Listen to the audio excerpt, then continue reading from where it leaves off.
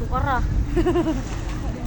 That day was Tuesday, June 18, 2024. And time check di ay, it's already 7:32 in the morning. Kaya nga among buhaton anang adlaw mao ang island hopping adventure. Nya dugay sad mi nakapamahaw ana kay dugay man mi nakamata. Ang island hopping adventure di ay usa ka exciting travel experience diin mo bisita ka sa mga isla gamit ang bangka. Pwede ka mag-snorkeling, mag-swimming, or mag-relax lang sa mga isla nga inyong adtuan. Sa El Nido, Palawan, ang kasagaran ang island hopping, aduna siya tour A, B, C, ug D. Nga naglakip sa mga sikat nga destinasyon sama sa Big Lagoon, Secret Lagoon, Shimizu Island, Seven Commando Beach, ug uban pa nga mga island nga sikat sa El Nido. Ug depende sad na siya sa tour package nga inyong mapilian sa inyong nga trip. Dugang paniana, ma-experience sad nimo ang crystal clear nga tubig sa mga dagat, unya ang mga amazing rock formations, ug dili gyud angay kalimtan ang fresh nga mga seafood lunch nga inyong makaon diha sa isla. Ug ganahan ka og mga adventure o gusto ka mo explore og mga tropical paradise, ang kaning island hopping ang perfect para sa imuha. Kani day siya nga nagstorya, siya si Kuya Dan ug siya ang among tour guide. Ana nga time nag-advise siya namo nga mas maayo daw nga mag-abang mi og water shoes para maprotektahan ang among mga tiil sa mga hait nga bato, mga corals ug uban pa nga mga sea creatures sa isla. Naa say paabangan nga snorkeling gear para makita nato ang klaro nga view sa ilawom sa dagat. Pero optional ra siya kung depende ra nimo kung maabang maka or dili. Duha minimum cha niabang anang snorkeling gear nya tag 100 pesos ang usa. Halata kayo sa mga porma nga excited na kayo mag-snorkeling pero di ka maumalangoy. Pero no worries kay magsuot man tag life jacket. Unya nagsuot na sa taog water shoes para ma-enjoy nato ang adventure without any worries nga matunok ta sa mga bato or unsa pay mahitabo. Prevention is better than cure. Ay. Thank you. Mommy.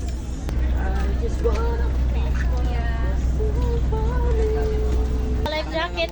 Pwede ba daw ulit ang violet ya? Mami, tanggalin mo yung life jacket. Pwede buo na sabi ko yung life jacket. Eh?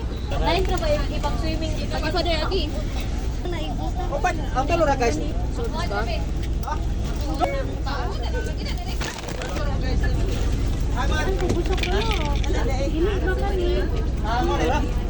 Kapila naman po na yun.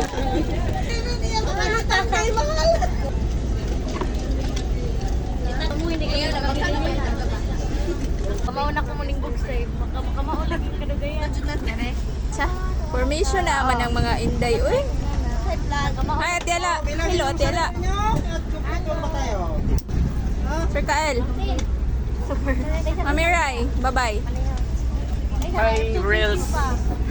Welcome to our...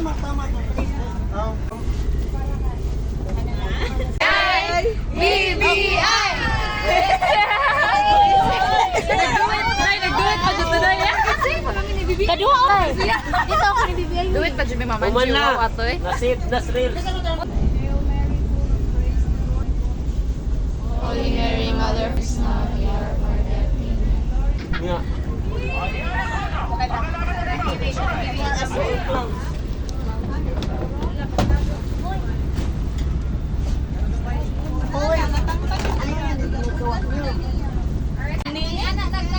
Kimi? Malihiro man kayo mo lang wis Kimi?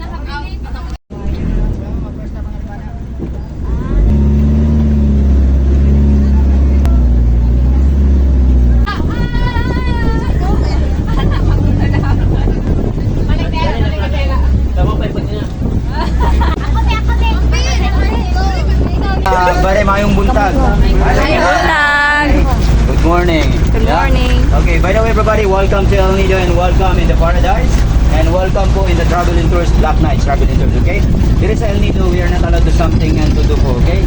Bawal mo labay yung mga basura sa mga island, okay? Do not step on the coral reef, okay? And during snorkeling time, don't touch any kind of marine life po kasi sometimes we get a danger poison, okay? Every destination, kinanglan na magkuhan mo sa tour guide, maminaw mo, kaya kinay mga quantity activity nga kaya makatama kung mga sa mga kalinis na bato or something coral reef, yeah? Enduring for the island, okay? Mapapicture din ya, kung mapapicture. Uwan, kay uwan.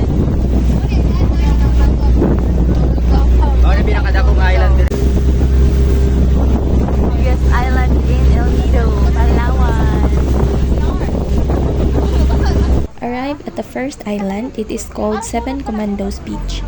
It is named Seven Commandos Beach gikan sa 7 Japanese commandos na na-stranded diha after World War II. According sa mga local stories, maybe nipuyo sila dire or nagbilin sila og mark in some ways. Attention, mom. I need your attention. Everybody, hi. Hi. How's your travel? Do you like it? Yes. Okay, are you alright? Yes. Okay, by the way, mom, sir, welcome. Welcome to the first stop. So we are here now still in the 7 Commando. So finally po, the activity here, we're not just like walking around the beaches, picture taking, swimming. Swimming area, ma'am, sir, is located the other side, okay? Famous ni siya nga beach tungod sa iyang pagka-powdery nga white sand, crystal clear nga tubig ug tagas kayo nga mga limestone cliffs, making it popular sa mga turista dianhing lugar.